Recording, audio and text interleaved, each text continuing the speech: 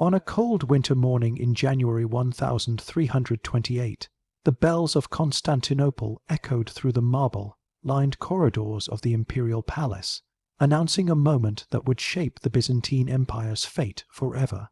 Deep inside the palace, beneath mosaics depicting saints and angels, a girl scarcely 12 years old was being dressed in robes far too heavy for her small frame. She was a queen in name, a pawn in reality, and a child caught between two ruthless men who were about to plunge the empire into fire. Her name was Anna of Savoy, the young bride of Emperor Andronikos Roman III. But what history has almost forgotten is this: before becoming empress, before raising armies, before negotiating with popes and kings, Anna was nearly forced into a marriage so grotesque, so politically engineered, and so violent in its implications that chroniclers later said it would have been a union between innocence and the blade. For at the height of the Byzantine civil wars, when generals betrayed emperors and emperors imprisoned their own kin, Anna's enemies proposed a horrifying solution. The child queen should be forced to marry the very man sent to execute her husband. Marriage between a royal girl and the sword that hunted her family. This is the story of how that nightmare nearly became her fate. To understand the horror Anna faced, we must rewind to the years before 1328, when the Byzantine Empire was crumbling under internal rot and external pressure. Stretching across continents, the empire by the early 14th century had become a fractured realm ruled by competing aristocrats, bankrupt treasuries, and emperors too young or too old to command loyalty. It was during this chaotic time that the throne was held by Andronikos Roman II, an aging emperor, desperately clinging to traditions. His grandson, Andronikos Roman III, the fiery young prince who would later become Anna's husband, had risen against him. What began as a personal feud exploded into a civil war that tore the empire from palace to village. Inside this storm stood young Anna, sent from the House of Savoy, a Western European noble family, to marry the ambitious prince. She was barely more than a child, raised among French customs, surrounded by priests and tutors, unaware that her future husband was locked in a deadly struggle not only for the crown, but for survival. Her marriage to Andronikos Roman III was meant to seal alliances. Instead, it thrust her into the center of a battlefield. Anna married Andronikos Roman III at around age 12, barely old enough to understand the imperial world she was being thrown into. Chroniclers described her as gentle, intelligent, and deeply pious, qualities that, in the brutal politics of Byzantium, made her vulnerable. Her husband, Andronikos Roman III, was handsome, ambitious, and determined to overthrow his grandfather. Their marriage bound her to a man who lived with one foot on the throne and the other in the grave, constantly threatened by assassins and traitors hiding even within his own court. The young couple quickly became symbols of the civil war, and those who opposed Andronikos Roman III knew that striking at Anna could break his legitimacy, which meant the child queen was not only a bride, she was a target among the many powerful men who sought to destroy Andronikos Roman III. One name dwarfed the rest, Sigion's Palaiologos. He was brilliant, he was charismatic, and he was a traitor to every emperor he ever served. Once a close ally of Andronikos Roman III, Sigion's betrayed him, defected to the older emperor Andronikos Roman II, and became the deadliest weapon of the opposing side. He knew the young prince's weaknesses, strategies, and habits. He had trained alongside him. He had dined with him, and now he commanded elite forces marching directly toward the child queen. Sigion's gained even more power when Andronikos Roman II appointed him supreme commander of loyalist forces. He became executioner not by title, but by intent. Capturing or killing Andronikos Roman III was his singular mission. But Sigion's also understood something deeper. If he could break Anna, the fragile young foreign bride, he could break the prince's legitimacy, which is why, during the darkest months of the war, rumors spread throughout Constantinople that Sigion's intended something far worse than capture. He wanted to force the child queen into marriage. This was not a normal marriage proposal. This was a political weapon. Sigion's knew Byzantine law well. Legitimacy could shift through marriage alliances. If Anna was taken and forced to marry him, especially under the pretense of nullifying her marriage to Andronikos Roman III, the empire could be claimed through her. A girl of 12 could become the bridge through which a treacherous general seized the throne. The idea horrified the nobility. It horrified the church, but to Siagians it made perfect political sense. It would mean Andronikos Roman III would lose his claim to the throne. The empire would rally behind Siagians as the new power. Anna would become a hostage queen, and Siagians would ascend not as a noble emperor, but as a man who conquered Byzantium by stealing its child queen. The rumor reached Anna's side of the war camp like a dagger. She had already fled once, narrowly escaping loyalist soldiers. Now she was told that the man hunting her also intended to marry her. The child queen began to understand that her fate was not merely to be captured. She was to be used.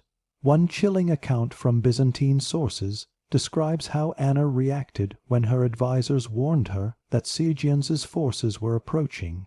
Instead of gathering jewelry or treasures, she gathered religious icons and personal letters. She reportedly whispered that she would rather die than be forced into the arms of her husband's executioner. Women in the empire had faced forced marriages before, of course, but rarely had a girl of 12, already crowned empress, been threatened with a union intended to invalidate her marriage and destroy her husband's claim to the throne. That night, she prayed more fervently than ever. Chroniclers say she believed that death would be freedom. Her ladies in waiting prepared disguises. Her guards prepared escape routes. And the empire held its breath, because if she fell into Siagians' hands, the war was over. As Siagians' forces swept across imperial lands, victory seemed inevitable. But fate was already working against him, because one of Andronikos Roman III's remaining loyal allies, a hardened commander named John Cantacuzenios, was preparing a counterstrike. It was Cantacuzenios who understood the stakes. If Anna was captured, their cause could collapse. If she was forced into marriage, the legitimacy of their entire rebellion might evaporate overnight. So he moved quickly, intercepting Siagians before the traitor could reach Anna. Their confrontation would become legendary, a duel of cunning, a battle between loyalty and ambition, a moment that saved Anna from a marriage that would have become one of history's darkest political unions. But before we reach that clash, before the assassination that stopped Siagians, before Anna became a widow, a regent, and the commander of armies, we must travel deeper into the story, because this was only the beginning of a young queen's nightmare. The spring of 1328 arrived like a tense drumroll over the fractured lands of the Byzantine Empire. Villages whispered of armies marching beneath banners of gold and blue. Monasteries prayed for peace, and deep within the walls of Constantinople, the young Queen Anna of Savoy waited like a lone candle flickering in a storm. She had been warned again and again. If the rebel general Siagians Palaiologos reached her, she would not be taken simply as a prisoner. She would be taken as a bride, not by choice, not by law, but by force, in a union drafted not for love but for conquest. The idea still echoed through the palace corridors. A child queen, barely at the edge of girlhood, was to be married to the man who had vowed to destroy her husband. To many, it seemed impossible. To Byzantine politics, it made perfect sense. Siagians Palaiologos had spent years weaving treachery into power. Born into nobility, trained as a warrior, and gifted with a silver tongue, he had once been a trusted friend to Andronikos Roman III.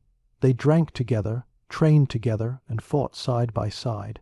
But ambition is a seed that grows in silence. By the time Anna arrived in Byzantium as Andronikos' young bride, Siagians had already begun drifting between loyalty and betrayal. His defection to Andronikos Roman II was not an act of sudden treason.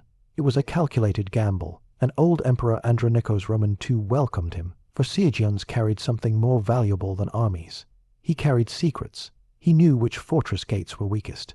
He knew which nobles were undecided. He knew how Andronikos Roman III planned to attack. He knew where Anna had been hidden for safety. When he joined the older emperor's forces, the war shifted dramatically. Cities surrendered at his arrival. Commanders defected at his command. The rebellion that Andronikos Roman III had fought so hard to sustain began to collapse, and worst of all, Siagians saw Anna not as a queen, nor as a child, but as a symbol. To control her was to control the legitimacy of the future emperor. In the chaos of civil war, legitimacy was everything, and so began the darkest idea Siagians ever conceived, to seize the 12-year-old Anna of Savoy and declare her his wife, a conquest through marriage, a throne taken through the womb of a child. It would have been one of the most grotesque unions in Byzantine history. By early 1328, Anna knew Siagians was coming. Messengers arrived breathless from countryside, reporting that Siagians' troops were approaching with terrifying speed. Town after town fell, not from battle, but from fear. Priests begged their congregations to pray for the empress. Women whispered of what would happen if Siagians captured her. Not death, something worse. Forced marriage had been used before in political warfare across medieval Europe and Asia. Conquerors strengthened their claims by marrying royal women, but never had the Byzantine court seen it proposed with a child queen, nor with such predatory intent. Anna's attendants described her as pale, trembling not from fear of death, but from the knowledge that her marriage could become a weapon against her husband. One chronicler wrote that Anna prayed not for rescue, but for courage to resist the unholy union. If Siagians seized her, he could claim, "There is no emperor but me, for I have married the emperor's bride." In a world where marriage forged dynasties, such a claim could break the empire. But fate placed one of the greatest warriors of the era on Anna's side, John Cantacuzenios. Unlike Siagians, Cantacuzenios was loyal to Andronikos Roman III to the last breath. He was a man of strategy, discipline, and iron will. When he realized Siagians was heading toward Anna's location, he understood the catastrophe this would bring. Not only would the rebellion collapse, but the legitimacy of their entire political movement could be erased. Cantacuzenios made a decision that would change history. He would stop Siagians not with armies, but with precision. Siagians had taken up residence in the fortified city of Didymoticho, a stronghold near the frontier. Protected by thick stone walls and hundreds of soldiers, he believed himself untouchable. And why wouldn't he? He had all the advantages. His forces were larger, his walls were stronger, his alliances were deep, and he had the old emperor's blessing. But he underestimated one thing: betrayal begets betrayal. While he plotted to steal Anna and bend her to his ambitions, others plotted against him. Among them was a skilled assassin named as Francis Palaiologos, a distant relative of Siagians. Cantacuzenios approached him with a single, chilling request: infiltrate Siagians' camp and eliminate him before he could reach Anna. It was a dangerous plan, but as Francis agreed, because by now, even Siagians' own allies feared him. One warm August morning in 1334, years after the marriage threat, but still connected to its consequences, Francis entered the enemy camp disguised as a messenger. Soldiers recognized him, but Siagians trusted him. That trust would prove fatal. When Siagians entered his command tent, he was confident, relaxed, even proud. He had sent orders to move on strategic towns. He had spoken again of using Anna to legitimize his takeover. His ambition had no ceiling, but ambition blinds even the cleverest men. In one swift movement, Francis drew a blade and plunged it into Siagians' chest. According to chroniclers, the traitor gasped only one word as he fell: impossible. It was the end of the most dangerous threat to Anna's life, the end of the man who sought to make her his child bride, the end of the executioner who aimed to destroy her husband's reign. Siagians' death broke the loyalist forces. The army collapsed in confusion. Many surrendered immediately. Others fled. Without their mastermind, the campaign disintegrated within days. Cantacuzenios had succeeded. Anna was safe. Andronikos Roman III reclaimed strength. The war turned in their favor. The child queen had escaped a fate worse than death. But the story did not end with Siagians' assassination.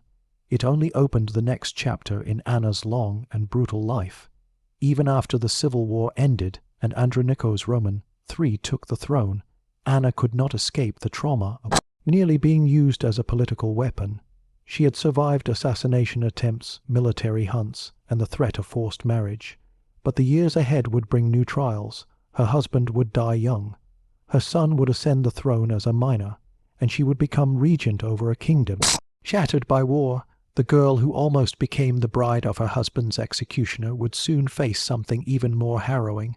She would rule an empire alone, and in doing so, she would walk straight into another civil war, this time against the very man who once saved her life. After the death of Sigion's Palaiologos, the empire breathed again, but only briefly. The threat that once loomed over Anna had dissolved, yet the consequences of the war remained carved into the bones of Byzantium. The cities were half-starved, the aristocracy was fractured, and suspicion hung in the palace halls like smoke. Anna, now older but still far from adulthood, watched the empire struggle to get back on its feet under the rule of her husband, Emperor Andronikos Roman III. She had escaped being forced to marry the man who hunted her family, but the trauma of that near fate lingered quietly inside her, shaping how she would carry herself in the years to come. Anna, a child put into adult armor, had learned very early that safety in the empire was always temporary. What no one in the palace could see at the time was the shadow rising behind Andronikos Roman III. Despite his victories and his reclaimed throne, the emperor's health was failing. He suffered periods of fever, exhaustion, and unexplained weakness that no doctor could remedy. The empire needed stability, but fate was preparing another blow. In the early summer of 1341, the news struck like a thunderclap. Andronikos Roman III was dead at only 45 years old. Anna, just in her early 20s, found herself widowed, surrounded by rivals, and holding a throne that was slipping through her fingers. With her husband gone, the court immediately erupted into a silent war. Senators, generals, and nobles began eyeing the throne, whispering alliances in candle-lit rooms, but none of them mattered as much as one truth. Anna was now regent of the Byzantine Empire in the name of her son, the 9-year-old John V. As tradition dictated, she should have been the uncontested guardian of the realm until her son came of age. But Byzantium was a land where traditions lived shorter lives than emperors. John Cantacuzenios, the same man who helped save Anna from Sigians, quickly emerged as the most influential figure in the government. He had been Andronikos Roman III's closest ally, most trusted general, and the man most responsible for keeping the throne intact during the previous civil war. His power was immense, earned through loyalty and strategy. But with the emperor gone, that power made him dangerous. Many nobles feared that Cantacuzenios would attempt to seize the throne for himself. Anna feared this too. She had seen how easily a man could use marriage, guardianship, or forged alliances to steal a crown. She had nearly become one such tool. She had no intention of letting her son become another. The first months after the emperor's death were dominated by councils, accusations, and quiet tensions. While Cantacuzenios saw himself as the empire's rightful protector, Anna saw him as the greatest threat to her child's claim. The two, once bound by the same enemy, now stood on opposite sides of an invisible battlefield. Court factions began dividing around them. Some supported Cantacuzenios, seeing him as the stabilizing force the empire desperately needed. Others backed Anna, believing legitimacy rested in the imperial bloodline alone. And then there were those who preferred chaos, for chaos often opened paths to unexpected power. But Anna was no longer the frightened girl who once hid from Sigians' armies. She had survived political terror, near capture, and the threat of being forced to marry her husband's executioner. She had lived through war and treachery, and emerged with a sharper understanding of how Byzantium worked. She knew that simply holding a title meant nothing. She had to wield it, and so she began forging alliances of her own. Her closest allies became the powerful patriarch John Roman XIV and the influential bureaucrat Alexios Apokokos. Together, the three formed what later historians would call the Regency Triad, a political force designed to restrain Cantacuzenios. At first, Cantacuzenios underestimated her. Perhaps he saw only the child she once was, not the steel she had grown into. But he soon realized Anna was not willing to step aside. She blocked key political decisions, prevented him from assuming full control of the army, and restricted his influence over her young son. The tension boiled quietly until one day it finally erupted. In September of 1341, while Cantacuzene was away from the capital dealing with matters of defense, the regency triad struck. Anna publicly accused him of treason, confiscated his property, and declared him an enemy of the state. It was a bold move, but one she believed necessary. She had witnessed firsthand how powerful generals could twist dynastic marriages and use royal minors as tools. She refused to allow Cantacuzenos to transform her son into a pawn for his ambitions. When Cantacuzenos learned of the accusations, his response ignited a second civil war. Declaring the charges false, he proclaimed himself emperor at Didymoticho. The news spread like wildfire. The empire once again split into two camps, just as it had when Anna first entered Byzantium as a bride. Only now she was not the frightened outsider. This time she was the center of the conflict. Her enemies declared she was being manipulated by Apokorkos. Her supporters insisted she was defending her son's rightful throne. And through it all, Anna stood determined, recalling the darkest moment of her youth. She had escaped one forced marriage, but now she faced another kind of threat, one that could destroy her son's future and plunge the empire deeper into ruin. The civil war that followed became one of the most devastating in Byzantine history. Towns shifted allegiance every few months. Soldiers deserted whenever fortunes changed, and foreign powers, from Serbia to the rising Ottoman Beylik, watched like vultures circling a wounded animal. Anna worked tirelessly to secure support, even reaching out to Western rulers for help. She negotiated loans, hired mercenaries, and made diplomatic promises that future generations would struggle to honor. For the first time, she was not only defending herself, she was defending the legacy of her dead husband and the future of her young son. But war spares no one. Anna watched as famine gripped parts of the empire, as riots erupted in Constantinople, and as the aristocracy turned against itself. Every message from the front lines carried news of betrayal or victory, hope or despair. The same empire that once threatened to tear her from her husband and thrust her into the hands of an executioner was now tearing itself apart again, this time with her at the heart of the struggle. She learned to read military reports, negotiate with commanders, and make decisions that cost lives. Historians later wrote that this period transformed her from a symbol into a stateswoman. Yet even with all her strength, the war began shifting in Cantacuzenos' favor. He gained Serbian support, secured victories in Thrace, and slowly tightened his grip on the empire. Anna's alliances faltered one by one. Her trusted ally Apokorkos was murdered during a rebellion of prisoners he had overseen, a brutal death that shook her deeply. Without him, the regency triad crumbled. The patriarch grew hesitant. Supporters wavered. For the first time since her husband's death, Anna felt the ground slipping beneath her feet. Still, she did not surrender. She had survived worse. She had escaped a marriage that would have bound her to her enemy. She had held the empire together when others fled, and she believed she could still protect her son's throne. But in the final phase of the war, fate again stepped in with its own design, setting the stage for the final downfall of her regency. The final years of the civil war brought Anna of Savoy to a place she never imagined when she first stepped into Byzantium as a child bride. She had entered the empire as a symbol of peace. She had nearly been transformed into a weapon through a forced marriage. She had risen to become a young widow holding the fate of an entire kingdom. And now, by the late 1340s, she was watching the empire fray at the edges, held together only by the thin threads of loyalty that remained to her son. Every day felt like a test, and every decision carried the weight of thousands of lives. When Cantacuzenios declared himself emperor, Anna refused to accept it.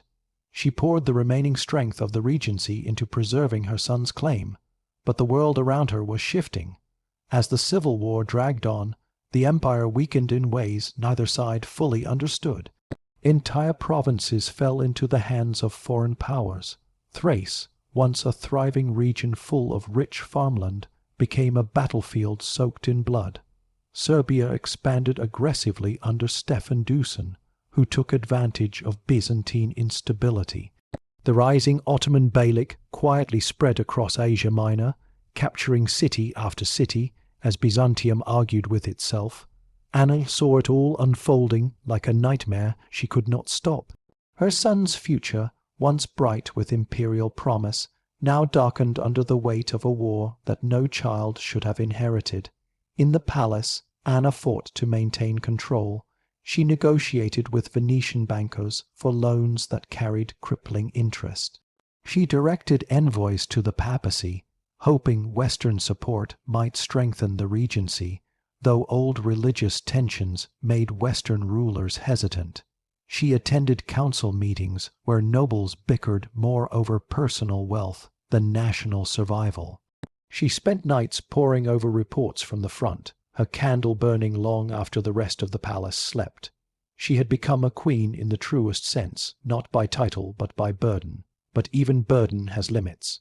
Meanwhile, Cantacuzenios was forging alliances that Anna could not counter.